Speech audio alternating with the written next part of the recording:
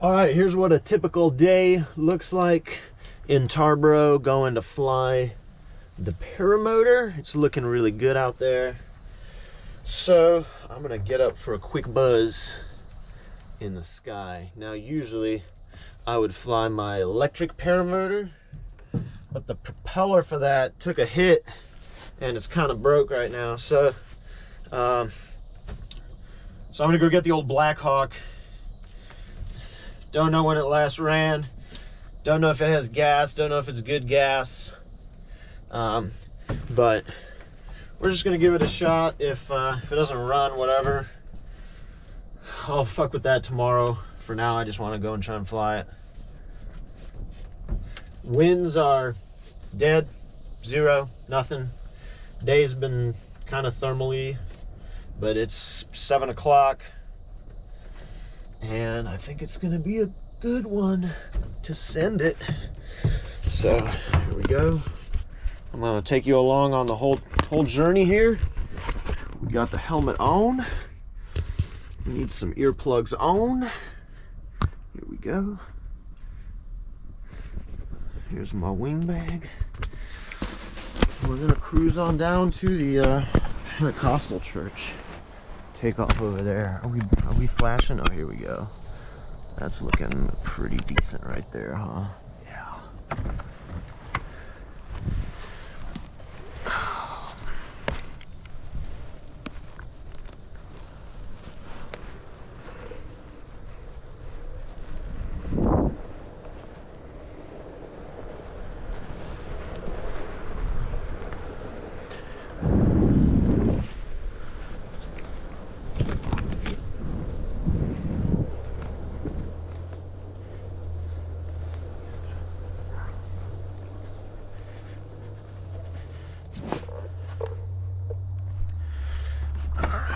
You gotta ward off the snakes here. That's right. See, ward the snakes away from my paramotor. Away, gone snakes.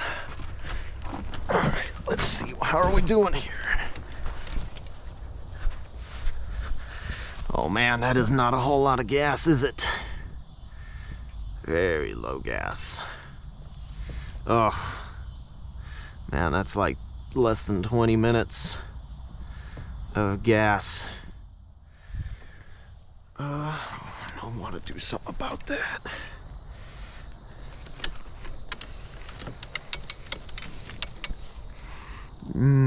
Yeah, that's just really not enough gas. Well, it's on 3. Maybe I just run it out. I wanted to run it out. Okay, it's gonna be a short flight. We're doing a short flight today, and a spot landing with no gas.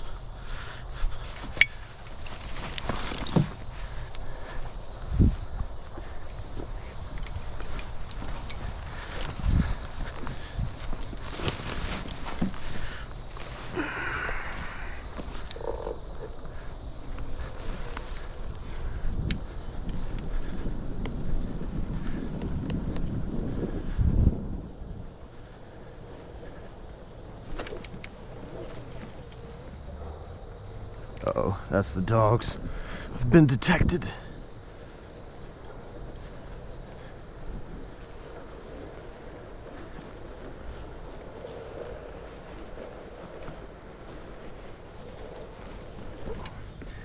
Alright. So you might be saying, oh, Dennis, you gonna take off right here in this field, man? You got a field? An LZ on the property? Well, kinda. I have taken off from this field, and I don't know how it looks on the GoPro, but this is a small field. This is a very tight takeoff in here. We got trees on all sides. Basically, you know, you got enough room to succeed on a takeoff. You don't have enough room to make any mistakes, and that's just not what you want in an LZ. Now I'll come in and land there. In fact, if there's no wind, I'll land there probably today, depending on how the gas is doing. But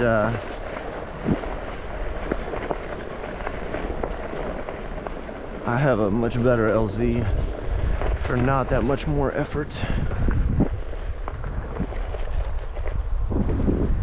Oh, you know, I'm actually feeling some wind here. Might make for an easy takeoff. Or turbulent conditions. We'll see.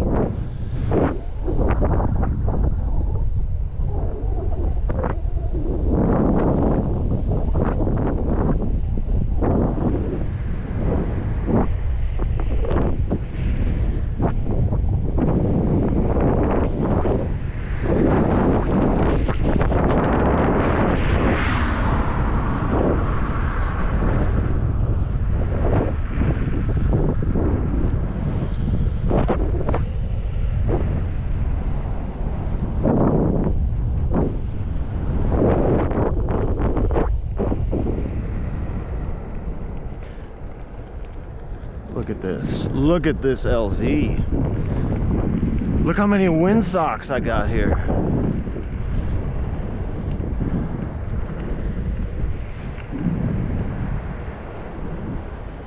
Never actually counted how many there are, but there's plenty of windsocks to see what's going on. Let's throw this down. And how did I get to this LZ? Okay, so I went on Google Maps and I found the phone number for the Word of Life Church, which is where I am right now, right here. And on a whim, I called it. I'm like, oh, you know, I'm probably gonna get shut down because it'll be some big, huge liability concern to let a dude fly a paramotor on your property, because I hear that all the time from all sorts of people. And I was pretty much ready to get shot down, but I was feeling like, you know, I'll give it a shot. Doesn't hurt to just ask, right? So I called Brenda. I'm like, hey Brenda, I really think you guys got an awesome field out there in front of your church. Looks great. It's always mowed. It's totally flat. It's surrounded by other fields. And this may be an oddball request. I fly a powered paraglider. I found saying a paramotor, people are just immediately confused. When you say powered paraglider, there's like 20 or 30 seconds where they act like they know what you're talking about, but actually they're still confused. And so I explained it, and she'd seen me flying around because I had been taking off from the farm field, which the farm field sucks. And tall grass in there, sticks that catch your wing all the time. Just like, I mean, launchable. I took off from there maybe 20 times, 15, 20 times. And there were times I caught my wing on some sticks and it effed up my launch. There were times I was worried something might get ripped or damaged and it messed up my launch. So totally not a good LZ over there, but manageable. And so flying from there, Brenda had seen me around, so she actually knew what I was talking about. I complimented their grass again. It's just phenomenal out here. And I would really love to ask for permission to fly my paramotor here. And I mentioned, you know, just casually, I would make a donation to the church. I know churches operate a lot on donations. And if that'll kind of sweeten the deal. And she said, yes, sure. Come fly anytime as long as you don't interrupt our service. So I looked it up. Service is at 10 a.m. So that's like, I mean, we've already done a set of barrel rolls, burned through a tank of gas, done a cross country, landed, and are, you know, in the pool by 10 o'clock in the morning. And then Thursdays they do one at 7 p.m. So the 7 p.m. on Thursdays is a little bit of a potential conflict there, but it works out because usually I'm landing at around that time, and I can come in, motor off, real silent. They don't even know. Like really, I've asked a couple times if I'm making too much noise flying out here. Brenda's like, we didn't even hear that you had landed, so that's good. What else? Just kind of talked about paramotors a little bit. I came over and flew for their Easter. They're doing an Easter event here for some, you know, youth and stuff, some kids. Let's give it an extra prime. Thing's been sitting a long time. So they've just been stoked that I fly out here. Tons of people stop by all the time. So I'm sure they get some kind of maybe publicity out of it, some advertising out of it.